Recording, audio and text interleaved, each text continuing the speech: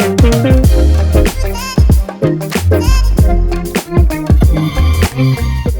right. This is Brian Welch from Amity Digital. Amity Digital is a web design and digital marketing company. We're based in Pennsylvania, probably about an hour outside of Philadelphia, but we serve companies all over the country. We have been doing this kind of thing since the late 90s, so we have a lot of experience. We've been doing SEO since longer than Google has been around. So I think our goal is to bring our wealth of knowledge to our clients, and we are going to shoot a series of videos that talk about the different services we offer. This video is about reputation management. Reputation management is also called review management. You may have heard it in one of those two ways. They mean the same thing. So what is your reputation and why would we manage it? So it's the perceived influence of a brand or person online. In your case, if you are a small business owner, then it's most likely the perceived influence of your brand itself.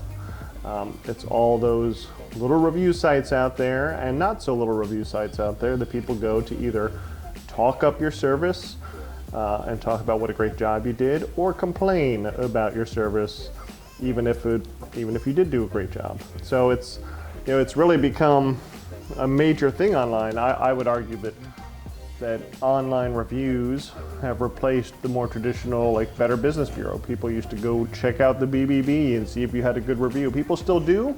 I would guess most people under 30 don't even know about the BBB. I think most people just go to Google and Facebook and check out what your reviews are. Maybe go to other sites if they can't find much there. But that's where reputation management comes in. It's super important. Google has come out itself and said, hey, we value this, it's important. It's so important that it is now a ranking signal for how well your site can rank. And it's a tough thing to manage. People are much more likely to give you a negative review when you do a bad job than they are to give you a positive review when you do a great job. It's just not on their mind. If you do a great job, you leave, you finish them up, they're happy and they go on with their lives. You do a bad job or a perceived bad job, they don't like something you did, it sticks in their mind forever, and they want the whole world to know about it. It's just human nature. So that kind of, why is reputation management important? The world is very different in the 2021 than it was in even the early 2000s. There is virtually nobody at this point that does not go and check out reviews before hiring a company they've never used before. The only exception there really is if it's a good friend or family member referring somebody and that person can vouch for them. Customers tend to take that above almost anything else, so referrals are always a great way to grow your business. But for all those people who are looking for an electrician or a plumber or an HVAC company or a printer or anything, a DJ for a wedding, the first thing they're going to do is they're going to look you up and they're going to see what your reviews are. It's just the way it is. And there's a lot of funny stuff about psychology and how the reviews work and are perceived. So if you have been around for 5 years and you have 2 reviews, they're going to dismiss it. Just seems like, well, is this person doing a lot of business, or why don't they have more reviews? It's a red flag. If you've been around for a month and have 500 reviews, something seems a little sketchy. How could you have produced so many reviews in such a short period of time? Reviews have to come in a natural flow. Recency and frequency are 2 things we look at. So recency means how recent your last review was, because businesses and the service they provide changes all the time. Some businesses knocked it out of the park for 5 years and then the owner gets lazy and they're not doing such a great job anymore. So people want to know that these reviews are fairly recent. And frequency. Do you get a review every 2 years or do you get a review every 2 weeks? Even Google has come out and said that for them, they would like to see reviews happen on a somewhat recent basis, and it's really the ones that happen the last 2 weeks that have the biggest impact. It's also okay to have some negative reviews. It looks more natural. If you have 500 reviews and they're all 5-star reviews, it looks fishy. If you have 500 reviews and then there's 2 people that complained about whatever, well, that's kind of normal. We all know you can't please everybody. You can do your best, but you'll never please everybody. You're going to occasionally get bad reviews. We have a bad review on our record, Amity Digital. We are a web design and digital marketing agency. We have an office on a busy road. And right after we opened, somebody said they were here. They weren't. And said that we are the worst flea market they've ever seen. That is absolutely true. If you're expecting a flea market, it would be a pretty terrible experience. But the review is there. Dumb reviews like that happen naturally. It's just the way it is. So having a good, don't sweat it if you get a negative. If you have a good, 4.5 to 4.9, that's kind of the sweet spot. You're in good shape, at least when it comes to Google. But who controls that reputation online? Unfortunately, it is not you. You can control it in a sense, in that you can deliver the best job you can. You can make sure the customer is satisfied. You can take care of mistakes if they happen. You can follow up and make sure the customer is happy. But ultimately, you aren't in control. Anybody, even if they're not a customer, can go in and leave you a good or bad review. You have no control over it. And Google and Facebook and other platforms that accept reviews, like Yelp, Angie's List, all those places, tend to be very strict about not removing reviews. Unless you have a solid case and it's clearly a fraudulent negative review, for the most part, they're not going to remove it. And you're going to spend hours and hours going back and forth trying to submit a request to get a review removed. And chances are it will not ever be removed. So how do you manage it? Well, it's really kill it with kindness. So the way to manage your reviews is to proactively request reviews and request them in a way that will garner you the best possible outcome without gaming the system, by following all the rules. We don't want to do anything here that Google doesn't want. We don't want to do anything here that looks fishy or shady. But what we do want to do is make sure, like, hey, if you had a good experience, would you mind leaving us a review? Far more people will do that if you just simply ask. And we have a pretty slick system actually for asking. I'll get to that in a minute. But the best way to deal with a negative review is to simply bury it with positive reviews. Another important aspect of this before we move on to our system is those reviews come in, and if you are managing your Google My Business profile or you're looking at your Facebook and managing it properly, it should be something that you guys see. What we notice a ton of is people ignoring it. It is very important that you go in and you reply to every review, and not just the negatives. We've told people, like, hey, you have to reply to every review. And they say, sure, we do that. We're not dumb. Okay, well, when I looked, you only replied to the negatives. Oh, we should reply to the positives too? Absolutely. If somebody gives you kudos, thank them for it. Go in there and say, thank you very much. It was a pleasure working with you. Or thank you very much. Your project was such and such. It's also a great way to insert a little bit of keyword action into your response for your Google My Business profile. Thank you very much. We're so happy you liked our web design services. If it's negative, don't be defensive. Apologize, thank them for their feedback, and then sure, make a case for maybe why that negative review wasn't warranted. If that is the case, if you really did screw up, then that's okay too. You can just own up to it. People like that way more than the brand getting argumentative with a customer who is leaving a review online. All right, so that's a bit why we believe reputation is an extremely important part of modern day business. To recap really quickly, this is not only something that your customers are looking at before they ever contact you, this is also something that Google's algorithm is looking at to determine how to rank you, because Google does not want to send people to illegitimate companies. They want to send people to a company that delivers happy experiences over and over again. So even Facebook, your ads and your Facebook social media will work a lot better if your brand also has a nice 5-star review or 4.8 or 4.7 of people who have experienced your service. So it's undeniably a super important part of doing business, no matter what kind of business you have anymore. So how do we do it? What is included in our reputation management service? Well, it's a simple system, but it's really slick. It works great.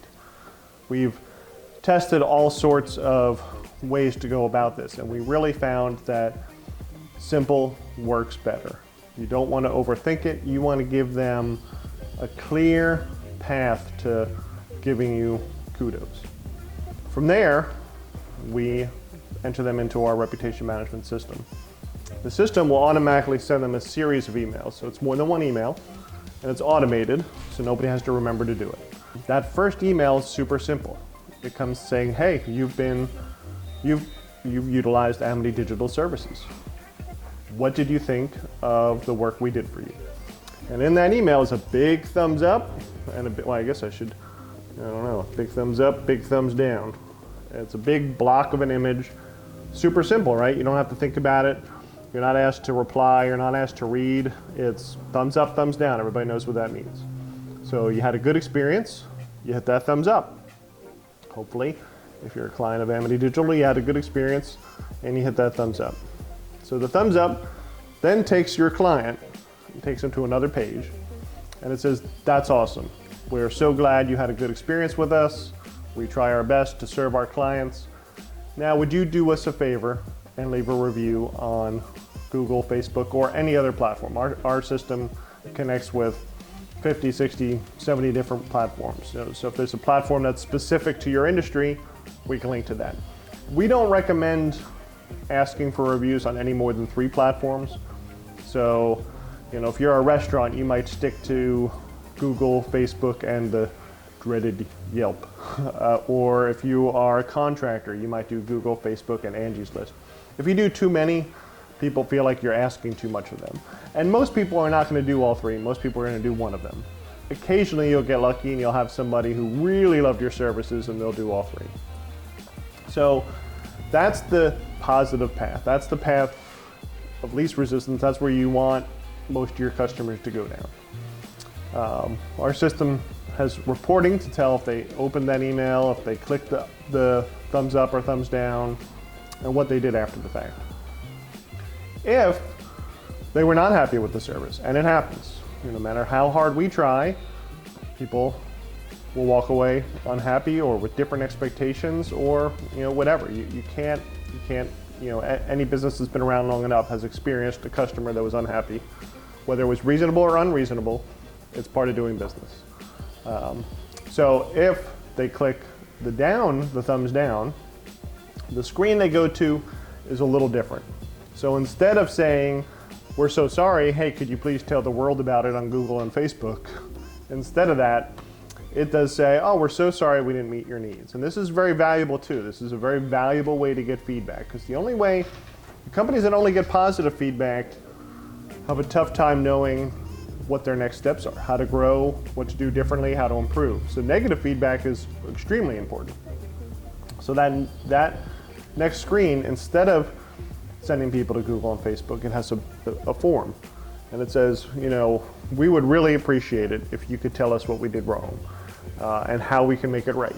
So they can enter their name, they can enter however many comments they want, they can tell you off, they can tell you, hey, you guys were terrible, or hey, it was okay, but this is what I wasn't happy with. It could be, negatives doesn't always have to be super negative. Sometimes it's just, I'm not quite ready to give you a positive thumbs up, but here's the things you could do to fix the problem. That gives you, the business, an opportunity to reach out to them before they get on social media, before they go on Google, and say, hey, how can we make this right? Customers will respect a business way, way more. Customers know that businesses are run by people, they're staffed by people, people are fallible, people make mistakes, it happens. So people will respect you way more if you are proactive and you see a problem occurred, even if you don't agree with the problem. This is about serving your client, giving them a call, and seeing what you can do to make it right.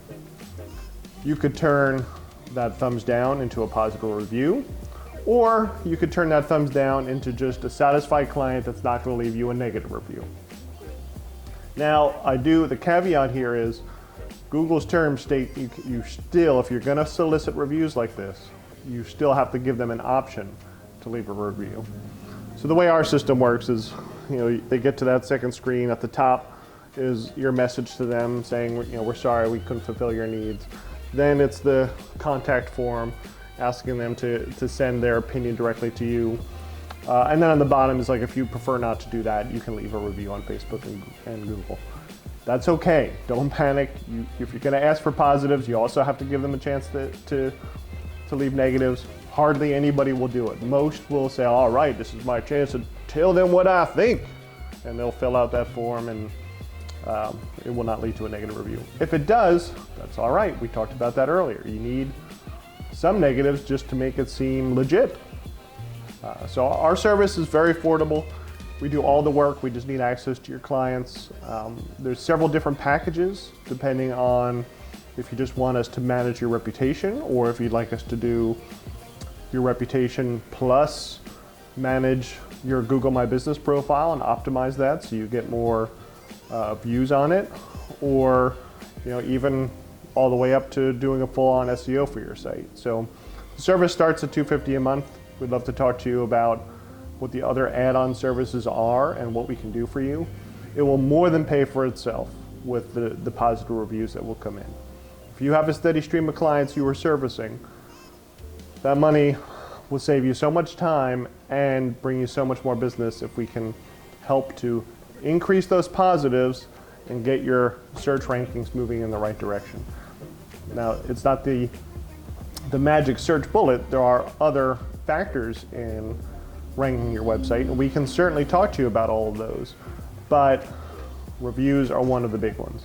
Not only in searching, but then in conversion, right? So what if you come up first, and if you were looking for a landscape architect and that person came up first, but they had one review and it was a 3, and then the number 2 result had 400 reviews and he had an average rating of 4.8, you're not going to spend your money on the guy that only has 1 review and it was only a so-so review. You're going to spend your money on the guy that has 500 tried and true reviews and has a high ranking. That's just the way it is. People with the higher amount of reviews get the business. We're going to end with some fun stats. So 86% of consumers read a business's review before ever conducting business with them. The ones that are not part of that 86%, so that other 14%, most of the people in that 14% make up 2 groups of people. Sorry to say that one of those groups of people is just older people that don't use the internet as much, that don't rely on it. It's not a tool that they've adopted. We know that number is going to get smaller as the internet just becomes a normal part of people's lives. If you grow up with it, it's going to stick with you. If you didn't grow up with it, that number is simply going to get smaller. The other chunk in that 14% are people that found a business through a personal referral and didn't feel they needed to look up for a review. But keep that in mind, 86% of your potential customers, 86% are looking for your reviews before they give you a call, before they hire you. We get people who walk in here that looked at our reviews, and it's funny, they'll mention specific reviews. Oh, so-and-so said you did this for them in their review, and that's why we reached out. So it's all extra content and marketing for your company. 57% of all consumers will only use a business if it has 4 or more stars. So if you have lower than that, we'd like to get it up there, but there are people that will still use you if your negatives are reasonable. Maybe you only have 3 reviews and your average rating is 3.5, but one of them is average, one of them is great, and one of them is super bad. But still, 57% of consumers will only use you if your rating is 4% or higher. That's well over half of the customers that are looking for you won't use you unless your rating is that high. So, look at your rating. What is your rating? Is it high on Facebook and Google, or is it only high on one of them? You have no idea which method they are going to choose to see what your reputation is.